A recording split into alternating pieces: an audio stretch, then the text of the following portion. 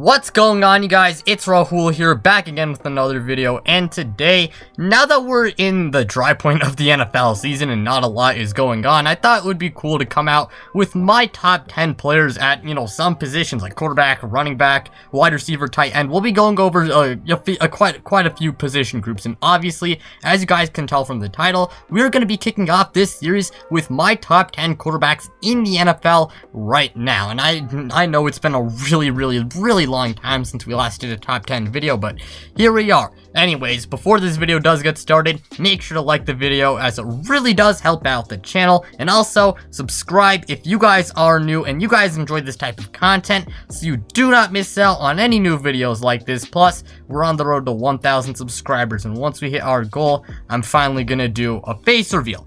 But with that being said, let's just get this video started. And at number 10, we got Ryan Tannehill of the Tennessee Titans. Now, Ryan Tannehill, in my opinion, is one of the most underrated players in the NFL. He is a great player, and I mean, he's just a really good player, in my opinion. There's no denying it. He's smart, really smart with the football. I mean, he's really calm. Doesn't look like he's ever, panicky. He's just a really smart player. He's great at managing the game, and I don't think he's a complete system quarterback, but the system sure does help him. However, he executes it to perfection, and he's probably the best version of a game manager you can get. He's definitely not too shabby even outside the system and even outside of just managing the game. He also puts up really good stats despite being in a run-first offense, and is also somewhat mobile and can run with the football when needed, and he could be even better in 2021 now that he has A.J. Brown and Julio Jones, and maybe could be a dark horse MVP candidate. But to put it simply, Ryan Tannehill is really underrated. In 2020, he had 3,819 passing yards, 33 passing touchdowns, 7 interceptions, had a 65.5% completion percentage, or he completed 65.5% of his passes, had 266 rushing yards, and 7 rushing touchdowns. Overall, just a really underrated player. And at number 9, we got Matthew Stafford of the Los Angeles Rams. Now, Matthew Stafford, it's safe to say, has been one of the most underrated quarterbacks in the league, and just one of the most underrated players in the league for a really long time. And while he's not, I wouldn't call him a great or elite or anything, he's definitely a really good player at the very least. He's not a very mobile guy, but he's a great pocket passer, has a really strong arm, just an absolute cannon. He's very talented, and even though he's lacked team success, a large part of that is really just due to the fact that his supporting cast was just not very good, and Detroit failed to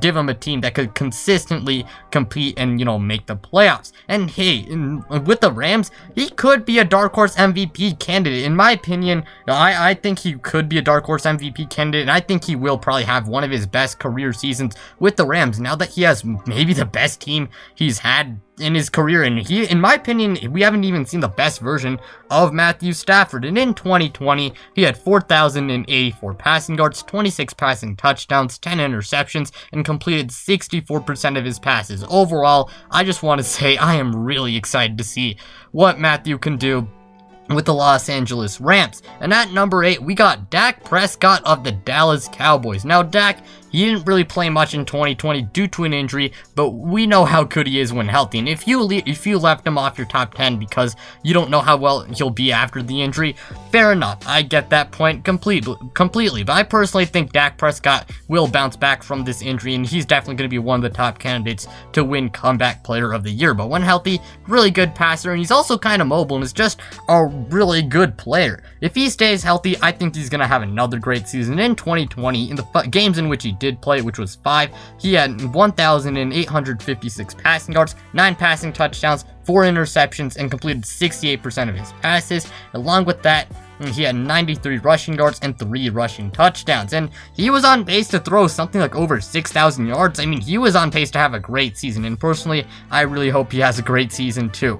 But moving on to number 7, we got the greatest quarterback in NFL history and the greatest player in NFL history, Tom freaking Brady. Tom Brady, I'm going to try and keep this short, but even at this age, even though I believe he's going to turn 44 this year, he is still one of the best quarterbacks in the NFL. He's not very mobile, but he's a great pocket passer and is also a great leader too. And in 2020, he had 4,633 passing yards, 40 passing touchdowns, 12 interceptions, and completed 66% of his passes. And I think Tom Brady could be an MVP candidate next year, but I mean, what can I really say about Tom Brady? He is just magical. But at number 6, we got Lamar Jackson of the Baltimore Ravens. When it comes to like true dual threat quarterbacks or like mobile quarterbacks, Lamar Jackson is probably the best version you get. I mean, definitely the best true dual threat quarterback out there, and definitely the best rushing quarterback out there. And while he isn't as good of a passer compared to some of the other guys on this list, he's still a pretty good passer. I mean, why would they be playing him at quarterback if he can't pass the ball very well and can only run the ball well? But yeah, Lamar Jackson, very good dual threat quarterback, and I do think he will become a much better passer with the improved weapons. And in 2020, he had 2,757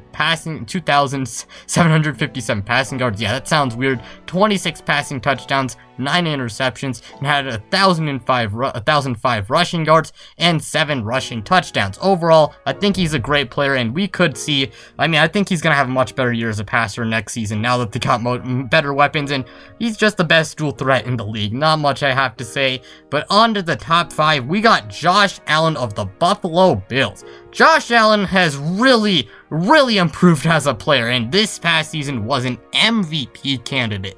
Fantastic passer with much improved accuracy, a really strong arm, maybe the strongest in the NFL, and is also really mobile. And while he isn't Lamar Jackson, still, he's a he can definitely move the ball. He can definitely turn on the jets, and he can run with the football, you know. And in 2020, he had a great year with 4,544 passing yards, 37 passing touchdowns, 10 interceptions, had a 69% completion percentage, 421 rushing yards, and 8 rushing touchdowns. Overall, I think Josh Allen, he's a great player and could definitely win MVP next season. At number 4, we got Russell Wilson of the Seattle Seahawks. Russell Wilson, he's a great passer, and he can also scramble the ball. Well, he can scramble and he can take off with his legs. Now, compared to other dual threat quarterbacks, he doesn't necessarily like rush the football a ton. He doesn't rush as much, but he can definitely run with the football. He can definitely run, and he's had to deal with a bad offensive line for years, but he's still put up great numbers, and he could have his best season yet now that they've improved the offensive line. And I really like the Gabe Jackson addition. I think it's a pretty underrated addition. I really do like it, and he does have the pattern of leading the MVP conversation in the first 5 to 6 weeks before flopping and not winning the award, but he's still a really good player. And in 2020, he had 4,212 passing yards, 40 passing touchdowns, 13 interceptions, had a 69% completion percentage, 513 rushing yards, and 2 rushing touchdowns. Overall, I do think, to really just give my closing thoughts, Russell Wilson is a great player, and he could maybe have his best season now that he's got a much better offensive line. And at number 3, we got Deshaun Watson of right now the Houston Texans. But yeah, Deshaun Watson is at number 3. He probably will not be a Houston Texan at soon enough. Like a year from now, he probably won't be one. But while he does have some legal issues which he's dealing with, there's no denying how good he is as a quarterback and just as an NFL player. He led the league in passing yards, is a really good passer, and can also run the ball when needed. And despite the fact that he didn't have a very good supporting cast in Houston, he still put up great numbers. And in 2020, he had 4,823 passing yards, 7 interceptions, had a 70% completion percentage, had 444 rushing yards, and 3 rushing touchdowns. Well, I don't know if Deshaun Watson's going to be playing in 2021. And, I just hope that this man, can obviously get done with the legal issues, and hopefully he didn't actually do this stuff. And I really do hope he does not waste his career. Maybe the Texans do, end up building back a good team and all, but yeah, Deshaun Watson, great player, and hopefully he does not end up becoming the next Matthew Stafford and doesn't waste a majority of his career. But at number 2, our runner-up is Aaron Rodgers of the Green Bay Packers, at least for now. Now, of course, he's having drama with the Green Bay Packers, and you may not be with the team when 2021 starts, but there's no denying how great of a player. He's obviously not he's not the most mobile guy out there. His age is a big reason why, so you can't really knock him for that. But he's a fantastic pocket passer passer, great decision maker, very accurate, and is the reigning MVP and is coming off a career season. And in 2020, he had 4,299 passing yards, 48 passing touchdowns, 5 interceptions, and had a 71% completion percentage.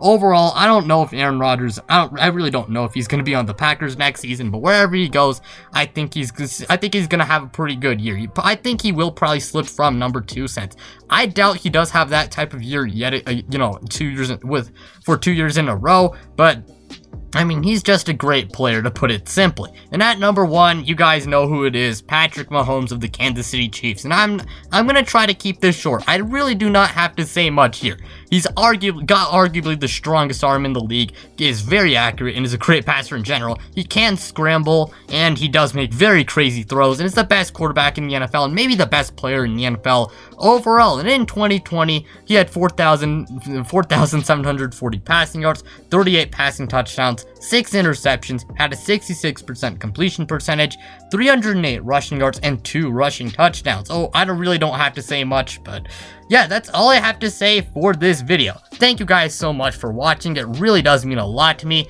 Again, if you guys are new, make sure to like the video if you enjoyed, as it really does help out the channel. And also make sure to subscribe if you guys are new and you enjoy this type of content, so you do not miss out on any new videos like this. Plus, we are on the road to 1,000 subscribers, and once we hit our goal, I'm finally gonna do a face reveal. But with that being said, I'm out, you guys.